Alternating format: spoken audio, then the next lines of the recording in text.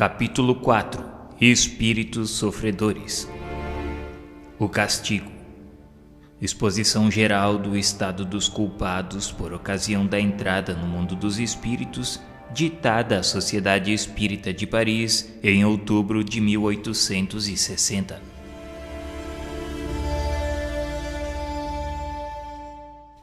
Depois da morte, os espíritos endurecidos, egoístas e maus são logo presas de uma dúvida cruel a respeito do seu destino no presente e no futuro. Olham em torno de si e nada veem que possa aproveitar ao exercício da sua maldade, o que os desespera, visto como o insulamento e a inércia são intoleráveis aos maus espíritos. Não elevam o olhar às moradas dos espíritos elevados, consideram o que os cerca e então, compreendendo o abatimento dos espíritos fracos e punidos, se agarrarão a eles como a uma presa, utilizando-se da lembrança de suas faltas passadas que eles põem continuamente em ação pelos seus gestos ridículos. Não lhes bastando esse motejo, atiram-se para a terra, quais abutres famintos, procurando entre os homens uma alma que lhes dê fácil acesso às tentações. Encontrando-a, dela se apoderam, exaltando-lhe a cobiça e procurando extinguir-lhe a fé em Deus, até que, por fim, senhores de uma consciência e vendo segura a presa, estendem a tudo quanto se lhe aproxime a fatalidade do seu contágio. O mau espírito, no exercício da sua cólera, é quase feliz, sofrendo apenas nos momentos em que deixa de atuar ou nos casos em que o bem triunfa do mal. Passam, no entanto, os séculos e, de repente, o mau espírito pressente que as trevas acabarão por envolvê-lo. O círculo de ação se lhe restringe e a consciência, muda até então, faz-lhe sentir os acerados espinhos do remorso. Inerte, arrastado no turbilhão, ele vagueia, como dizem as escrituras, sentindo a pele arrepiar-se-lhe de terror. Não tarda então que um grande vácuo se faça nele e em torno dele. Chega o momento em que deve expiar. A encarnação aí está ameaçadora, e ele vê como num espelho as provações terríveis que o aguardam. Quereria recuar, mas avança e, precipitado no abismo da vida, rola em sobressalto até que o véu da ignorância lhe recaia sobre os olhos. Vive e age, é assim culpado, sentindo em si não sei que lembrança inquieta, pressentimentos que o fazem tremer, sem recuar, porém, da senda do mal. Por fim, extenuado de forças e de crimes, vai morrer. Estendido numa enxerga ou num leito, que importa, o homem culpado sente, sob aparente imobilidade, revolver-se e viver dentro de si mesmo o mundo de esquecidas sensações. Fechadas as pupilas, ele vê um clarão que desponta. Ouve estranhos sons. A alma, prestes a deixar o corpo, agita-se impaciente, enquanto as mãos crispadas tentam agarrar as cobertas. Quereria falar, gritar aos que o cercam: retenham-me, eu vejo o castigo. Impossível, pois a morte sela-lhes os lábios esmaecidos, enquanto os assistentes dizem: descansa em paz, meu irmão. E contudo ele ouve, flutuando em torno do corpo que não deseja abandonar. Uma força misteriosa o atrai, vê e reconhece finalmente o que já vira. Espavorido, ei-lo que se lança no espaço onde desejaria ocultar-se, e nada de abrigo e nada de repouso. Retribuem-lhe outros espíritos o mal que fez. Castigado, confuso e escarnecido, por sua vez vagueia e vagueará, até que a divina luz o penetre e esclareça, mostrando-lhe o Deus vingador, o Deus triunfante de todo o mal, e ao qual não poderá apaziguar senão a força de expiações e gemidos. Nota: Nunca se traçou quadro mais terrível e verdadeiro à sorte do mal. Será ainda necessária a fantasmagoria das chamas e das torturas físicas? Esta comunicação foi descrita pelo espírito Georges.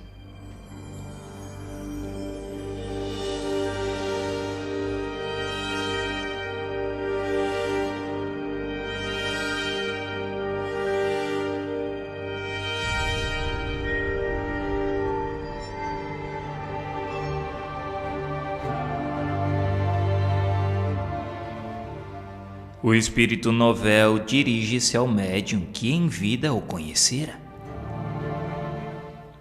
Vou contar-te o meu sofrimento quando morri.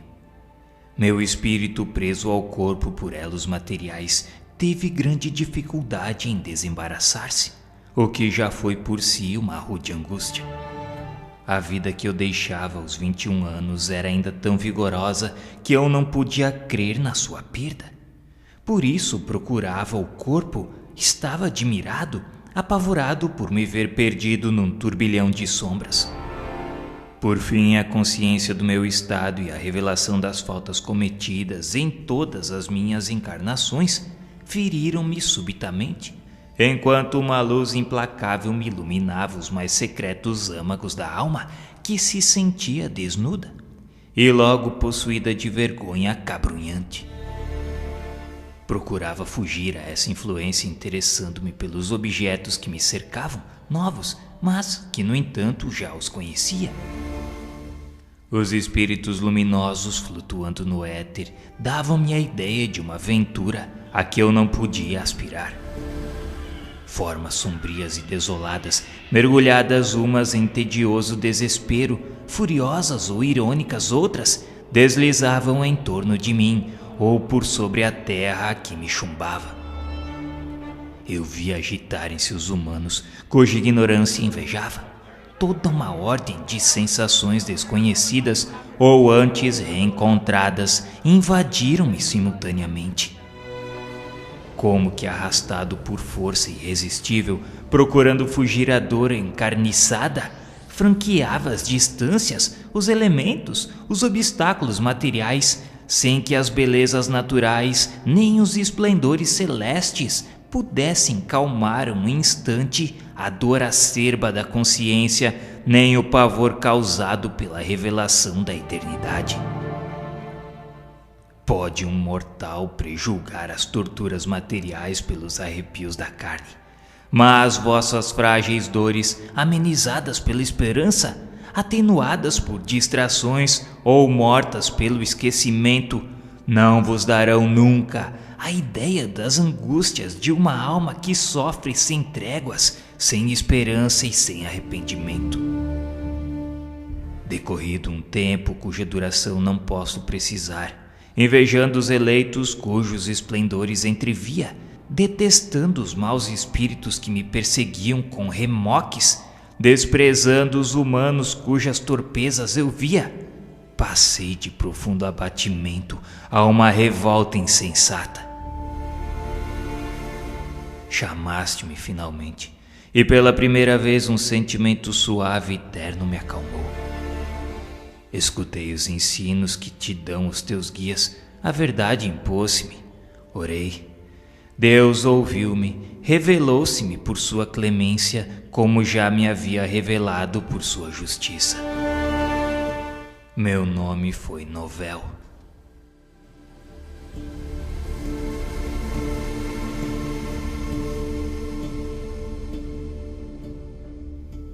Cidade de Havre, março de 1863.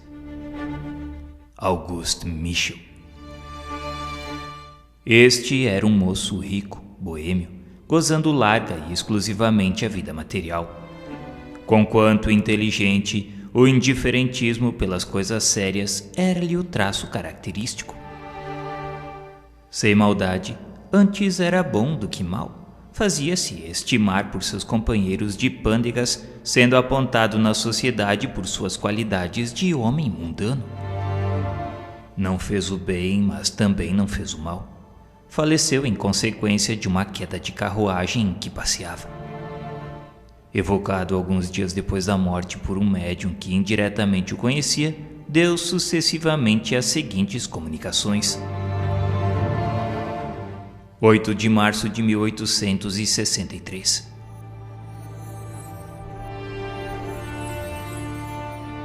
Por enquanto apenas consegui desprender-me e dificilmente vos posso falar. A queda que me ocasionou a morte do corpo perturbou profundamente o meu espírito. Inquieta-me esta incerteza cruel do meu futuro. O doloroso sofrimento corporal experimentado nada é comparativamente a esta perturbação. Orai para que Deus me perdoe. Oh, que dor! Oh, graças, meu Deus, que dor! Adeus. 18 de março de 1863.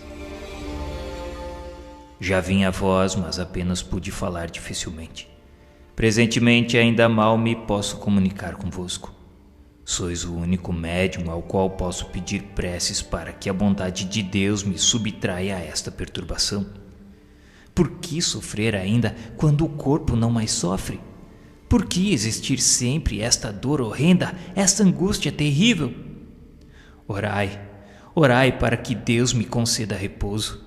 Oh, que cruel incerteza! Ainda estou ligado ao corpo. Apenas com dificuldade posso ver onde devo encontrar-me. Meu corpo lá está, e por que também lá permaneço sempre?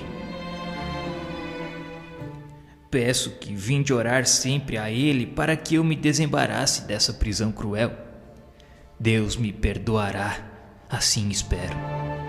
Vejo os espíritos que estão junto de vós e por eles posso falar-vos. Por isso, lhe peço ainda mais uma vez, orai por mim. 6 de abril de 1863. Sou eu quem vem pedir que oreis por mim. Será preciso irdes ao lugar em que jaz meu corpo a fim de implorar do Onipotente que me acalme os sofrimentos? Eu sofro, ó se sofro. Ide a esse lugar, assim é preciso, e dirigi ao Senhor uma prece que me perdoe.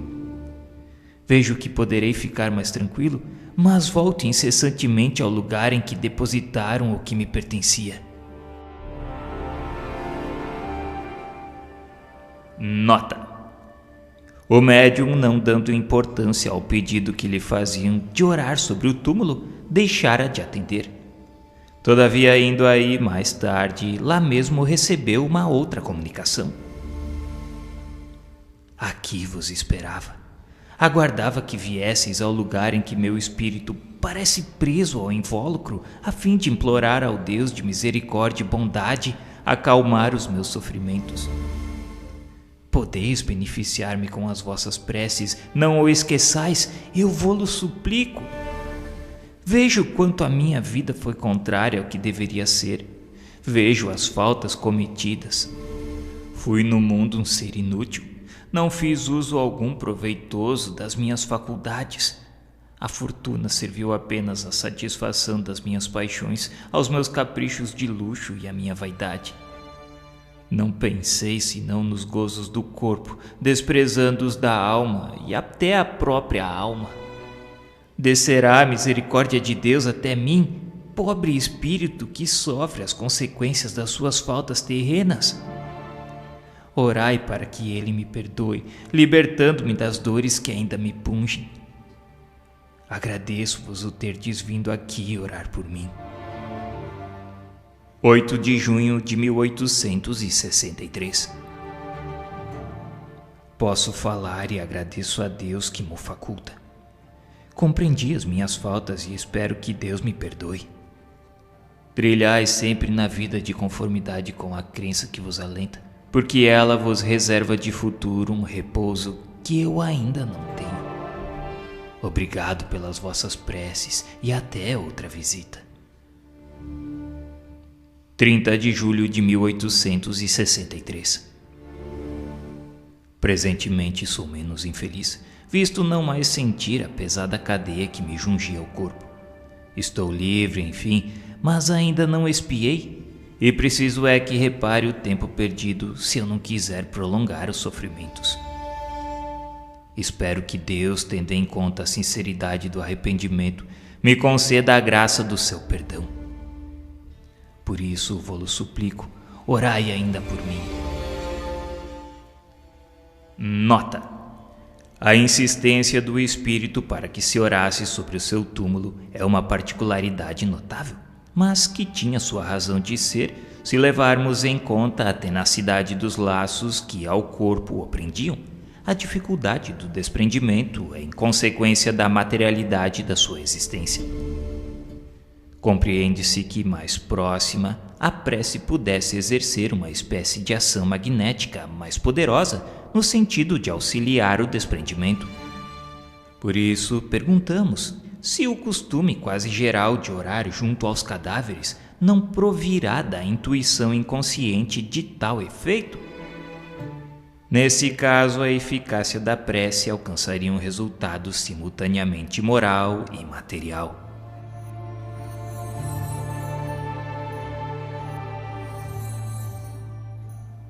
Bordeaux, 19 de abril de 1862. Exprobrações de um boêmio. Homens, meus irmãos, eu vivi só para mim e agora expio e sofro.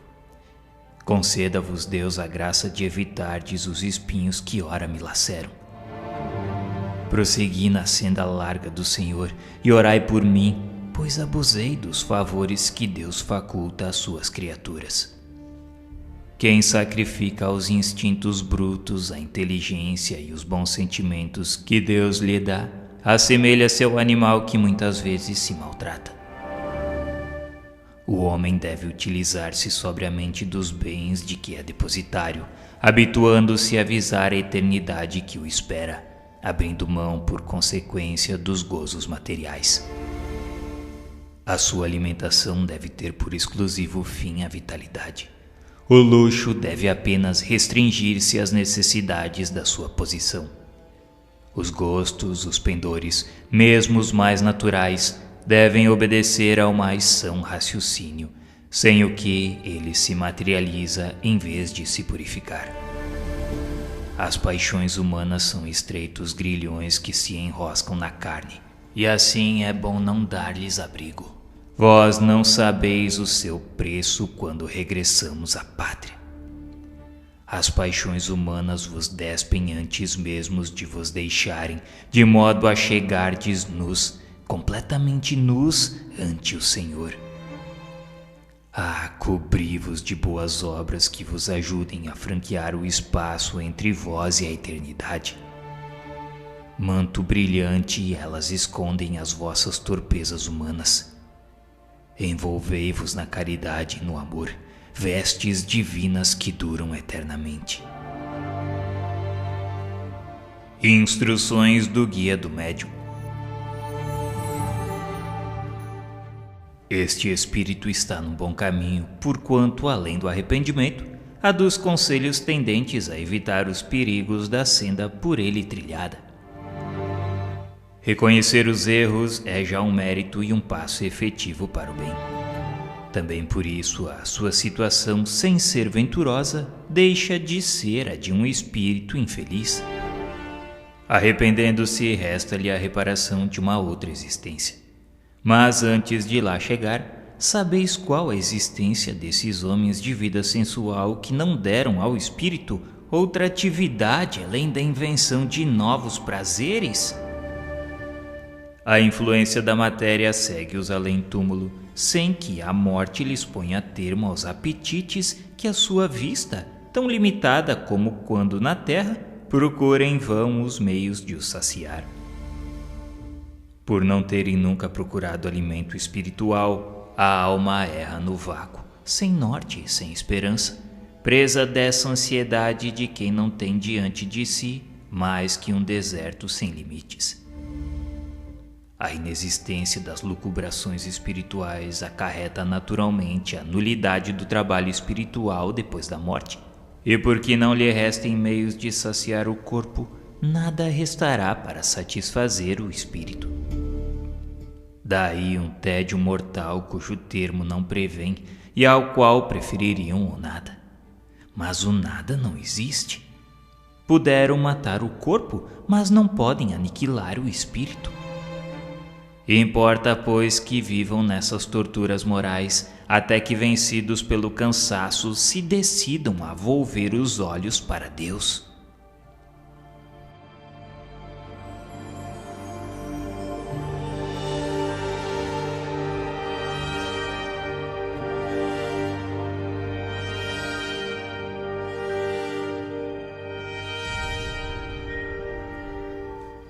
Bordeaux, 13 de fevereiro de 1862.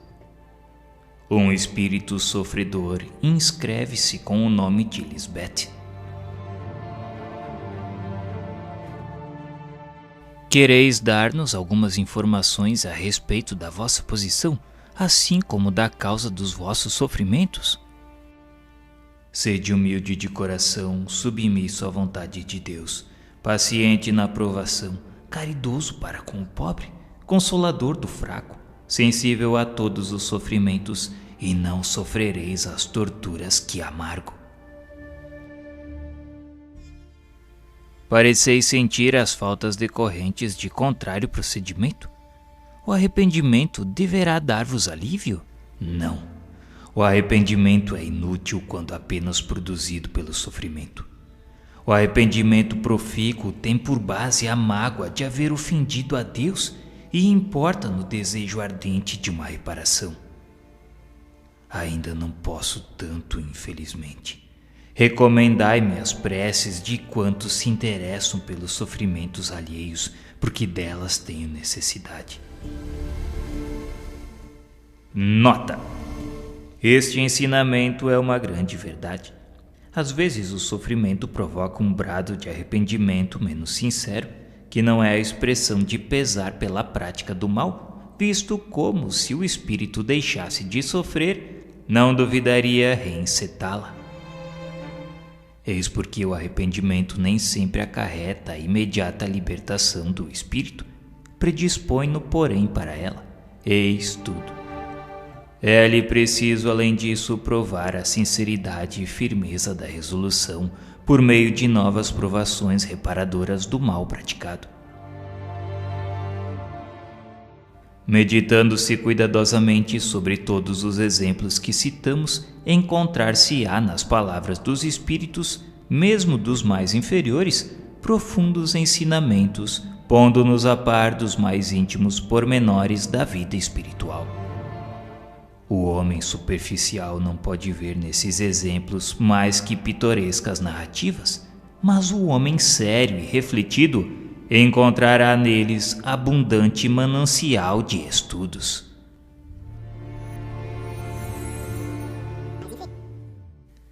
Farei o que desejais.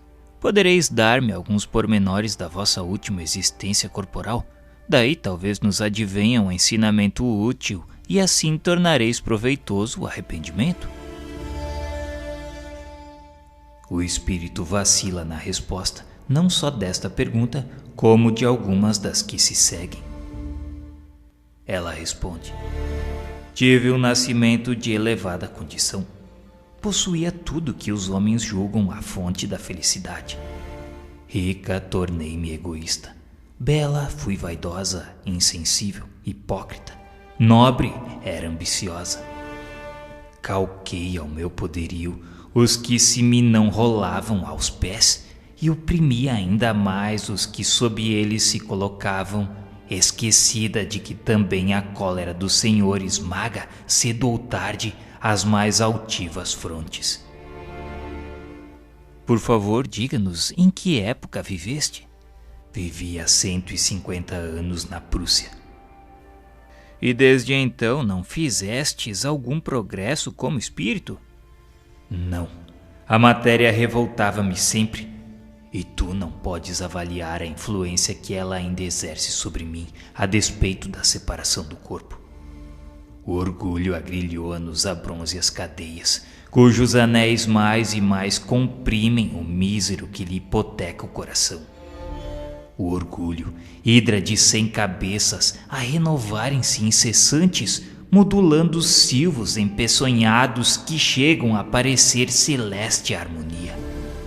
Ó orgulho, esse demônio multiforme que se amolda a todas as aberrações do espírito, que se oculta em todos os refolhos do coração, que penetra as velas, que absorve e arrasta as trevas da eterna guena. Ó sim, eterna.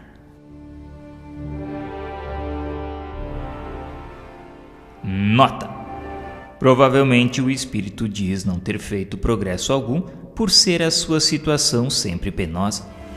A maneira pela qual descreve o orgulho e lhe deplora as consequências é incontestavelmente um progresso. Certo, quando encarnado e mesmo logo após a morte, ele não poderia raciocinar assim. Compreende o mal, o que já é alguma coisa, e a coragem e o propósito de o evitar lhe advirão mais tarde. O que posso lhe dizer é que Deus é muito bom para não condenar seus filhos a penas eternas. Confiai na sua misericórdia. Dizem que isso pode ter um termo, um fim. Mas onde e quando? Há muito que o procuro e só vejo sofrimento, sempre sofrimento. E como viestes hoje aqui? Fui conduzida por um espírito que me acompanha muitas vezes. E desde quando o vedes a esse espírito? Recentemente, não há muito tempo. E desde quando tendes consciência das faltas que cometestes? Sim, tendes razão. Foi daí para cá que me principiei a vê-lo. Compreendeis agora a relação existente entre o arrependimento e o auxílio prestado por vosso protetor? Tomai por origem desse apoio o amor de Deus, cujo fim será o seu perdão e misericórdia infinitos. Oh, como desejaria que assim fosse! Creio poder prometer no nome, aliás sacratíssimo, daquele que jamais foi surdo à voz dos filhos aflitos. Peça de coração e sereis ouvida. Não posso, eu tenho medo. Então oremos juntos e ele nos atenderá. Nesse instante foi feita uma prece em benefício desse espírito. Ainda estais aí? Sim, obrigada. Mas lhe peço, não me esqueçais. Peço então para que você venha inscrever-vos aqui todos os dias. Sim, virei sempre. Nota do Guia do Médium. Nunca esqueçais os ensinos que bebeis nos sofrimentos dos vossos protegidos, e notadamente nas suas causas, visto serem lição que a todos aproveita no sentido de se preservarem dos mesmos perigos e de idênticos castigos. Purificai os corações, sede humildes, amai-vos e ajudai-vos sem esquecerdes jamais a fonte de todas as graças, fonte inesgotável na qual podem todos saciar-se à vontade, fonte de água viva que desaltera e alimenta igualmente, fonte de vida e ventura eterna. Ide a ela, meus amigos, e bebei com fé. Mergulhai nela as vossas vasilhas, que sairão de suas ondas pejadas de bênçãos. Adverti vossos irmãos dos perigos que podem incorrer. Difundi as bênçãos do Senhor que se reproduzem incessantes. E quanto mais as propagardes, tanto mais se multiplicarão. Está em vossas mãos a tarefa, porquanto, dizendo aos vossos irmãos, aí estão os perigos, lá os escolhos, vinde conosco a fim de os evitar. Imitai-nos a nós que damos os exemplos. Assim difundireis as bênçãos do Senhor sobre os que vos ouvirem. Abençoados sejam os vossos esforços. O Senhor ama os corações puros. Fazei por merecer-lhe o amor. Meu nome é Santo Paulinho.